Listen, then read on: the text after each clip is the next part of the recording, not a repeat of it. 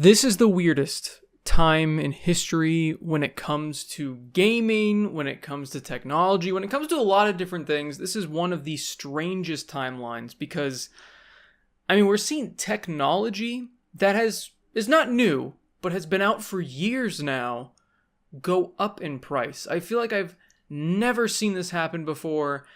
It's really unprecedented, and we've seen it already with Facebook or Meta or whatever they're calling themselves this week with their Meta Quest 2 headset going up $100, and now we're seeing the PlayStation 5 go up in price. And I never saw this coming.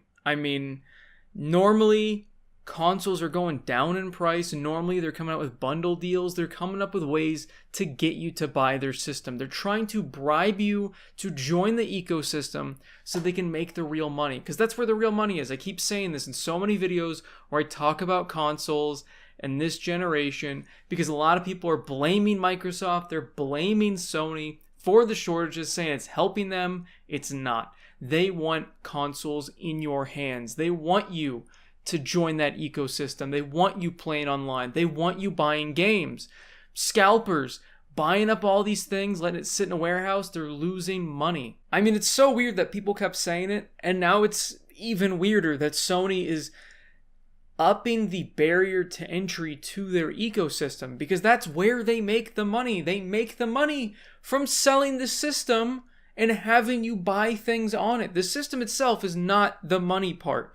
It's the money maker, but it itself does not create the money. You're not getting money from selling those consoles. Most of the time, they're selling at a loss. I guarantee they are with the PlayStation 5 and Xbox. Nintendo's a weird outlier. We can't look at Nintendo. Those two systems are sold at a loss. They're incredibly powerful, and the capabilities they have were supposed to be a great deal. They were supposed to be a great alternative to a gaming PC for so many people, and now we're seeing the price go up. A lot of people are wondering, is Microsoft going to follow suit? Is Nintendo going to follow suit? Well, Microsoft has already come out and said that's not happening, which is probably the smartest move they could be playing right now. It's very reminiscent of something I keep bringing up, and I have to because it is very important to remember how Microsoft tried to have their console being online only, and you couldn't buy used games, and you couldn't trade games, and you couldn't do all these different things. And all Sony had to do to basically win the generation was say,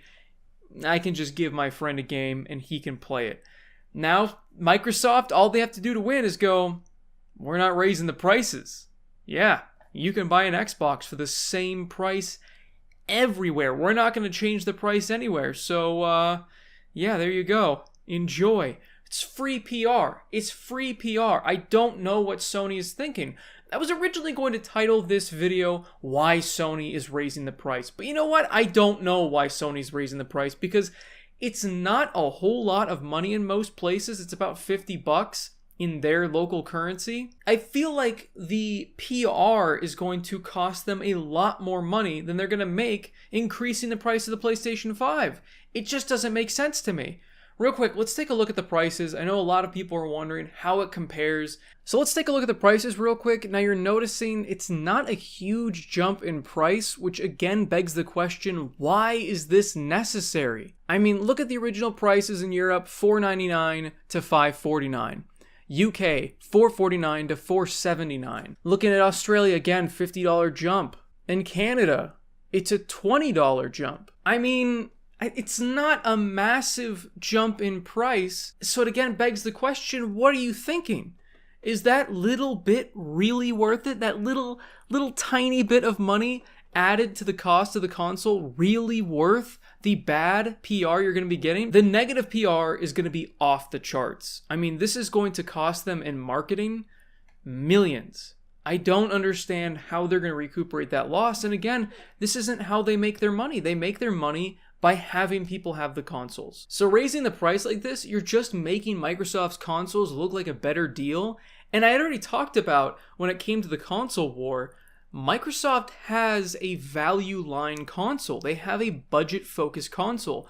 Sony didn't. They just had a slightly cheaper discless version. Now they're pricing themselves even higher making Microsoft's Series S an even more attractive console to a lot of people out there. They're citing the fact that inflation is really high and, oh, it's very difficult. I mean, it's such a challenging market right now. That's exactly why you shouldn't be increasing the price right now. I mean, you are pricing yourselves out of so many people's budget. And again, I know it's not a huge increase, but the fact that you're increasing it all is going to be like, oh, well, now that I'm thinking about the price of it again, and now that everyone's talking about the price, maybe I don't have the budget for a PlayStation 5. Maybe I'll just get that Series S that is constantly in stock at my local store, instead of waiting for this now even more expensive console that I couldn't get my hands on. So it's this console that people couldn't get, and now it's the console that people are thinking about now. Maybe I can't afford that after all. I understand that Sony is probably winning right now when it comes to console sales, but again, I gotta stress that you can't really tell who's actually going to come out on top until you can actually just go to the store and buy them on the shelves. Until that happens, we're not really gonna know who is doing the best, but I have a feeling after this move, if Microsoft really does keep to their word and doesn't raise prices, they're gonna start catching up, if not take the lead. And I mean, I tried to look for more reasons why Sony was doing this because it seemed like such a stupid decision. All inflation is high, so you again could kind of ask the question, why aren't they raising the price of the PlayStation 5 in the United States? It doesn't make any sense. None of this makes any sense. All of the things that Sony has done this generation haven't made any sense at all. Why did they raise games to $70? I don't know. Why did they raise the price of the console right now? I don't know. Why do they just keep doing really stupid things? I just don't know what Sony is thinking with this generation. Why are they not giving free upgrades to games when Microsoft is handing them out like candy?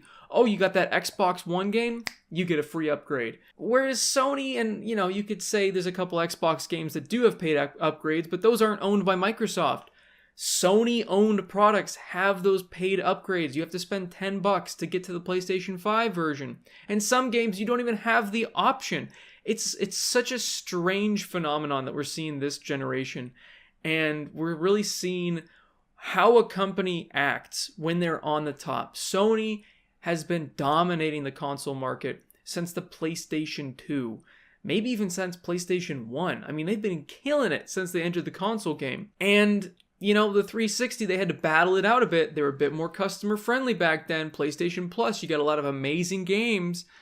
And then as soon as they came back on top again, PlayStation 4, PlayStation 5, we've seen how they really treat their customers. And again, Microsoft is no saint. They're not an amazing company. They don't care about you either, but they want you on their side, so they've been becoming a better value and trying to cater towards the customer, which is why the 360 era, PS3 era, Microsoft was against crossplay. They didn't want PlayStation 3 and Xbox playing together. PlayStation 4, Xbox One era, suddenly crossplay is amazing. We love crossplay over here at Microsoft, but then Sony's on top and they hate crossplay. So we're seeing this back and forth between these different companies, and now we're seeing it even more with this price increase, and it's going to be interesting to see how long Microsoft keeps their price the same. Some people are saying they might even drop the price just to put the nail in the coffin with Sony. And I mean, I've already seen the Xbox Series S constantly below $300. I got mine for $250.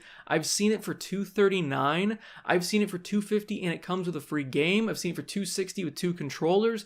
There's so many deals in the Series S that it's going to be very interesting to see how this console war really pans out. I mean, I made fun of the Series S when it first was announced, but now I'm really seeing the value behind it. I'm seeing the inner workings of what Microsoft is thinking about, and I'm watching Sony just make the usual Japanese company decisions of not making any sense. I mean, we saw Nintendo do it for the longest time. Just completely nonsensical decisions. They still do it, honestly. The sad thing is that a lot of the things that are going on this console generation are not to the benefit of the customer, especially if you're a Sony or Nintendo fan. I mean, the way things have been going on both of those fronts, not great. If you're a Microsoft fan, things are going great. Game Pass is wonderful. The consoles are not going up in price.